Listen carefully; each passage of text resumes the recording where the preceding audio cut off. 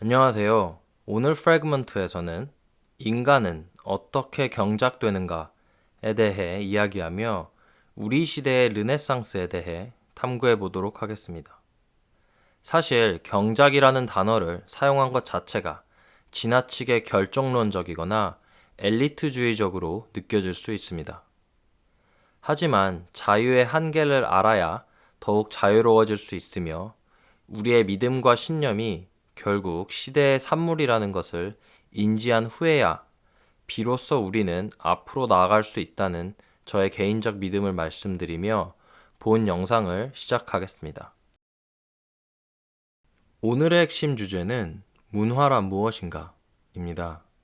문화, 컬처라는 단어의 어원을 살펴보면 라틴어로 경작하다 라는 뜻을 지닌 꼴레어라는 단어에서 기원하였으며 통상적으로는 자연과 대비해 인간에 의해 가공된 세계의 모든 총체적 집합을 의미합니다. 한마디로 문화란 인간을 경작하는 것 혹은 인간을 인간답게 만드는 모든 것이라고 해석할 수 있습니다.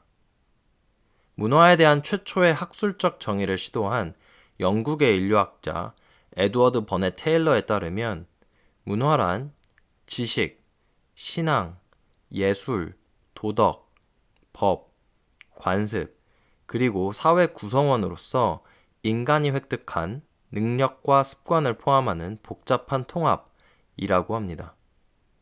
인간은 태어날 때 흰색의 도화지와 같은 상태로 탄생합니다. 인간은 성장하며 사회에 의해 문명화되죠. 도덕과 법, 관습에 따라 해야 할 것과 하지 말아야 할 것을 구분하게 됩니다. 지식을 통해 참과 거짓을 분간하는 법을 배우며 예술을 통해 아름다움에 대해 배우고 신앙을 통해 인생의 의미를 찾아갑니다.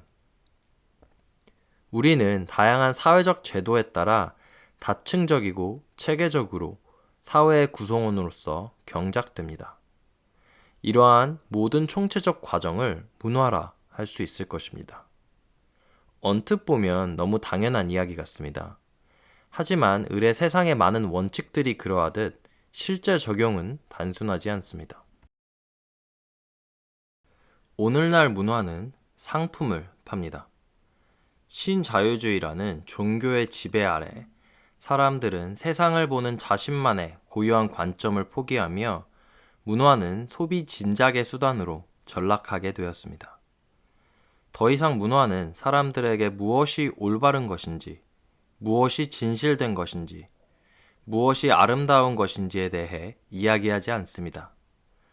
철학자 한병철이 그에 져서 사물의 소멸에서 이야기한 것처럼 우리의 시대에는 효과가 진실을 대체합니다. 더 많은 좋아요를 받고 더 많은 수익을 창출하는 문화가 우리를 지배하며 이때 희생되는 것은 우리의 고유성과 자유의지입니다. 이러한 문화의 위기 속에서 우리는 다시 기본으로 돌아가야 합니다. 문화는 인간을 만드는 것이라는 사실을 기억하고 돈과 자본이 아닌 인간에 다시 집중해야 합니다. 이때 가장 중요한 것은 우리 스스로가 어떠한 인간이 되고 싶은가? 라는 질문에서부터 시작하여 내가 다른 사람들로 하여금 어떠한 내적 변화를 이끌어내고 싶은가로 나아가는 것입니다. 인간을 변화시키는 문화의 힘을 가장 극적으로 표현한 것이 비트코인과 그 기저에 깔려있는 사이퍼펑크 문화입니다. 제가 두 번째 프래그먼트를 통해 말씀드린 것처럼 사이퍼펑크는 암호학을 통해 국가의 감시와 통제에 맞서 개인의 자유와 프라이버시를 지키려고 하는 움직임입니다. 비트코인을 사용하여 자신의 자산을 보관하고 금융 거래를 진행함에 따라 개인은 국가에 순응하는 대신 국가에 저항하고 기존 질서를 비판적으로 바라보며 대한 질서를 모색하는 자기 주권적 인간으로 바뀌어 갑니다. 결국 문화란 인간을 바꾸는 것이며 나는 어떠한 인간이 되고 싶은가? 라는 질문에 자연스러운 귀결은 무엇이 좋은 삶인가? 라는 인류의 고전적인 질문에 대해 자신만의 관점을 갖는 것입니다. 무엇이 진실된 것인지, 무엇이 올바른 것인지, 무엇이 아름다운 것인지에 대해 자신만이 가지고 있는 고유한 관점을 세심하게 관찰하고 보살피며 발전시키는 것이 우리가 처한 문화의 위기를 극복하는 가장 중요한 첫 걸음입니다. 우리의 시대는 누구나 자신의 도덕률과 믿음의 체계에 따라 자신만의 종교를 만들어갈 것을 요구합니다. 하지만 좋은 삶에 대한 자신만의 고유한 관점을 정립하는 것만으로는 좋은 문화가 탄생할 수 없습니다. 자신만의 고유한 관점이 실질적인 행위로서 현실 세계에서 실행되어 인간의 삶과 사회의 구조를 변화시켜야 합니다. 다시 비트코인의 예시로 돌아와서 비트코인이 전 세계적으로 큰 영향을 끼칠 수 있었던 이유에는 비트코인의 근저에 깔려있는 사이퍼펑크와 아나키즘이라는 이데올로기가 그러한 사상을 구현할 수 있는 암호화과 화폐라는 도구를 만나 융합되었기 때문입니다.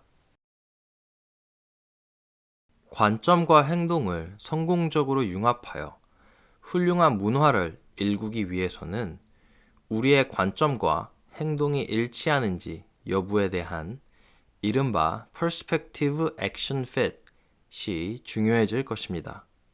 이러한 Perspective Action Fit이 불일치하는 대표적인 예시로서는 유교 문화의 허례허식과 16세기 천주교에서 판매한 면죄부 등이 있습니다.